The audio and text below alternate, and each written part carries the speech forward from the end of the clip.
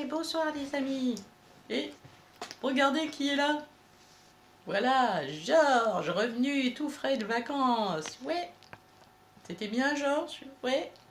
C'est tout ce que tu nous racontes? Ouais. Bon, bah peut-être j'arriverai à lui tirer les verres du nez une autre fois. Alors, ce soir, on raconte une histoire. Ouais. C'est quoi, Georges? Ouais. Oh là là, t'es sûr que ça va? Bah ouais, pourquoi tu dis ça? Non, non, pour rien. Alors, ce soir, on va raconter un conte russe. Ouais. Grande sœur et petit frère. Ouais. Il y avait deux orphelins qui s'en allaient par les champs et les prés, par la longue route, par la vaste terre. Leurs parents étaient morts, les laissant tout seuls. La grande sœur Alyounochka et son petit frère Ivanouchka sont partis courir le monde au hasard, l'aventure. Le soleil est haut, le puits est loin, la chaleur est cruelle, la sueur ruisselle. Ivanouchka a bien soif. Patiente, petit frère, dit Alyonouchka, on va arriver au puits. Mais avant d'y arriver, il voit un étang. Au bord, les vaches sont en train de paître. Ivanouchka dit Alyonouchka, ma sœur, je vais boire l'eau de cet étang.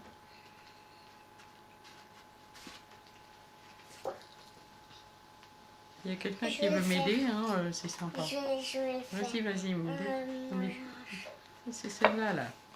Non, mais juste la première, tu tournes. Juste une, hein. Ne bois pas, petit frère. Tu deviendras un petit veau. Ivanouchka a obéi et ils ont poursuivi leur chemin. Et le soleil est haut, le puits est loin, la chaleur cruelle, la sueur ruisselle. Au bord de la rivière, des chevaux paissent. Ivanouchka a dit Alyonouchka, ma sœur, j'ai soif, je vais boire dans la rivière. Ne bois pas, petit frère, tu deviendrais petit poulain. Ivanouchka a soupiré, s'est laissé emmener. Mais le soleil est haut, le puits est loin, la chaleur cruelle, la sueur ruisselle. Au bord d'un lac, des chèvres broutent. Ivanouchka dit Alyonouchka, ma sœur, je n'y tiens plus, je vais boire là. Ne bois pas, petit frère, tu deviendras petit chevreau. Mais cette fois, Ivanouchka n'a pas écouté sa sœur. Il a bu de l'eau du lac et aussitôt, il est devenu un petit chevreau. Il y en a qui suivent, hein, ici, hein, c'est beau. Mais cette fois, Ivanouchka n'a pas écouté sa sœur. Non, j'ai déjà dit ça. Pardon. Alyonouchka s'est assise dans l'herbe, a pleuré des larmes amères. Le chevreau, autour d'elle, gambade et belle. Mais pleurer n'est pas remède au malheur. Alyonouchka a noué au cou du chevreau sa ceinture de soie et l'a emmené comme ça avec elle. Un jour, le chevreau gambadait en liberté. Il est entré dans les jardins du tsar. Alyonouchka voulait le rattraper et l'a suivi. Les serviteurs du tsar l'ont vu. Un tsar, c'est un peu comme un roi. Ils ont couru dire à leur maître qu'il y avait un chevreau dans les jardins, et avec le chevreau une jeune fille si belle que ça ne peut se raconter. Le tsar a voulu voir cette beauté. Il avait dit aux serviteurs de lui amener la jeune fille et son chevreau. Et il se mit à demander qui ils sont, où ils vont, d'où ils viennent. Alyonouchka ne lui a rien caché. Quand nos pères et mères sont morts, mon frère Ivanouchka et moi sommes partis à l'aventure. Ivanouchka avait soif, il a bu de l'eau du lac où des chèvres broutaient, et il est devenu un chevreau. Non, je suis un chat, moi. Chut. Puis le tsar l'écoute, plus il la regarde. Plus il la regarde et plus il la trouve belle, si bien qu'à la fin, elle lui dit « Accepte-moi pour mari, tu seras vêtu d'or, coiffé d'argent, et le chevreau vivra avec nous dans le contentement et la joie. » Alyonouchka n'a pas dit non, hein, elle n'est pas folle la guêpe. Hein. Un tsar, ça n'attend pas après les bières vins pour donner un festin. On a vite célébré la noce et les voilà vivant tous trois ensemble. Le chevreau dans les jardins trottine, mange et boit avec le tsar et la tsarine. Et ils sont tellement heureux qu'à les voir, les braves gens se réjouissent. Les méchants sont malades d'envie. Mais un jour, que le tsar était à la chasse, une méchante sorcière est venue trouver Alionochka. Oh non! Par les paroles trompeuses, elle l'a attiré au bord de la mer. Par traîtrise, elle l'a jeté à l'eau avec une pierre au cou.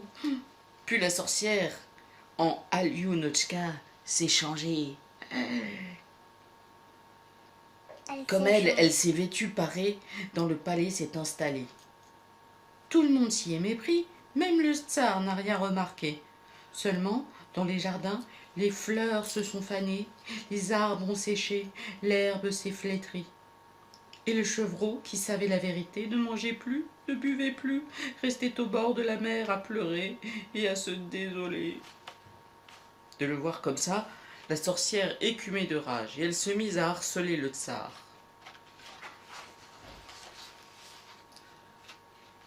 Fais tuer ce chevreau, il m'agace, il m'insupporte, je ne veux plus le voir. C'est qui la sorcière? Non, elle n'est pas là. Le tsar n'en revenait pas. Sa femme, qui aimait tant le chevreau, voilà qu'elle veut sa mort. Mais à force d'insister, la sorcière a fini par lui arracher la permission de tuer le chevreau. Celui-ci, le pauvre, avait tout compris, il a demandé au tsar. Laisse-moi aller au bord de la mer bleue, barboter dans l'eau, laver mes petits sabots. Le tsar a permis et le chevreau a couru sur le rivage. Il a appelé en pleurant. Alionochka, ma chère sœur, viens du fond de l'eau à mon secours. Les grands feux ardents sont allumés, les grandes marmites. Bah quoi? C'est qui dit ça? Mais non, mais t'as vu comment tu racontes? Bon, d'accord. Les grandes marmites sont préparées. Ah, bah voilà. Les grands coutelas sont affûtés. On s'apprête à me couper le cou. Mais du fond de l'eau, sa sœur lui répond. Ah, Ivanouchka, frère chéri, la pierre pesante me retient au fond, les airs marines entravent... Mais quoi? Ah oui, les herbes marines entravent mes pieds. Tu parlais pas très bien alors. Le serpent cruel a mangé mon cœur. Le chevreau s'en est allé en sanglotant. Vers la mi-journée, il a encore demandé au tsar. Laisse-moi aller au bord de la mer bleue, barboter dans l'eau, laver mes petits sabots. Le tsar a permis et le chevreau est retourné sur le rivage. Il a appelé son sœur en pleurant. Alionochka, ma chère sœur, viens du fond de l'eau à mon secours. Les grands feux ardents sont allumés, les grandes marmites sont préparées, les grands coutelas sont affûtés. On s'apprête à me couper le cou. Et du fond de l'eau d'eux, Alionochka répond. Ah, Ivanouchka, frère chéri, la pierre pesante me retient, au fond, les airs marines entravent mes pieds, le serpent cruel a mangé mon cœur. C'est beau, hein? Le chevreau est revenu à la maison en pleurant. Et le soir venu, il a de nouveau demandé au tsar. Encore? Laisse-moi aller au bord de la mer, barboter dans l'eau, laver mes sabots. Le tsar a permis, mais il s'est dit en lui-même. Mais pourquoi ce chevreau court-il tout le temps au bord de la mer? Et il l'a suivi sans se faire voir. Le chevreau s'est approché des vagues, a crié en pleurant. Alionochka, ma chère sœur, nanana, nanana. Ouais. Et le tsar a entendu. Et le tsar a entendu une voix qui répondait du fond des eaux. Ah, Ivanouchka, frère chéri, etc., etc. Mais le chevreau appelait encore et encore d'une voix déchirante. Et tout à coup, Alionochka est apparue dans les vagues. Oh.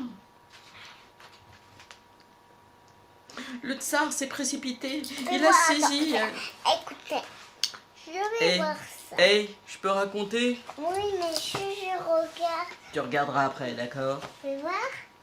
Le tsar s'est précipité.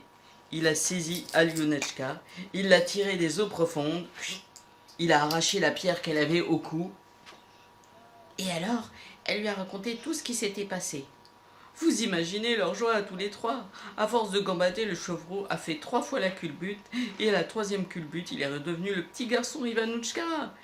Et quand le tsar, la tsarine et le petit frère sont rentrés à la maison, ils ont vu les jardins refleuris, l'herbe reverdie, les fleurs épanouies. La sorcière, le tsar l'a fait brûler, voilà, sur les mêmes feux qu'elle préparait pour le chevreau. Et ses cendres ont été jetées au vent pour que le souvenir en soit à jamais perdu. Ouais, très bien. et le tsar, avec Alionouchka et le petit frère Ivanouchka, ont vécu tout le reste de leur vie sans souci ni peine, dans la bonne entente et la joie. Voilà. Je tourne. C'est fini.